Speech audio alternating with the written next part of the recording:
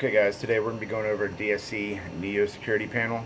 Just quickly to go over the different terminals on the board itself and where you connect your devices and your different zones.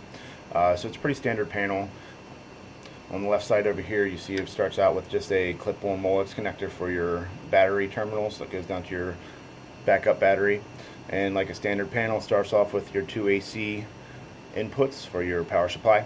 And then you have your two auxiliary 12-volt power supplies for glass breaks, motion detectors, and things of that sort. You do have a bell here, which is a 12-volt sounder. This is not a 8-ohm speaker. It's a 12-volt sounder. So if you're taking over a system that has 8-ohm speakers, you'll have to switch this over to a 12-volt siren.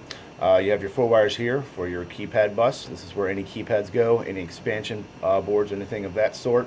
PGM1, that's going to be used for programmable outputs and inputs. We're not going to be using that too much.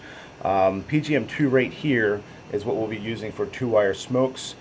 This is the negative part of the terminal, and the positive part of the terminal will be over here. So if you have a 2-wire smoke, your positive will be on the aux plus, and your negative will be on PGM2, and then you'll have to program it correctly to be a 2-wire smoke. And then we start off with our zones, and then we do have shared comm on this. So zone 1 and zone 2 share this comm, zone 3 and 4 share this comm, 4 and 5 and so forth. And then you have your E-ground, which we will typically not use, and then you have your standard tipping ring for incoming and outgoing telco lines if we're using that. On the right side here, up top, we are using alarm.com radio here, and we're using PC Link 2, and you'll see that there's also a connector, 5-wire connector.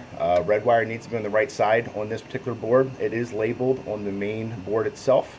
Then it goes out to this daughter board on the right side, which is what powers and gives you communication to alarm.com radio. And on this guy, the red's not labeled on where it goes on the board, other than there is an M1 on it. If you mount it on the right side of the can like this, the red will always be on the bottom, and then on the board itself, into PC Link 2, it will always be on the right. All this stuff is kind of redundant to what you'll see on the sticker inside your can. If you have any questions, go ahead and ask them in the comment section. Thanks.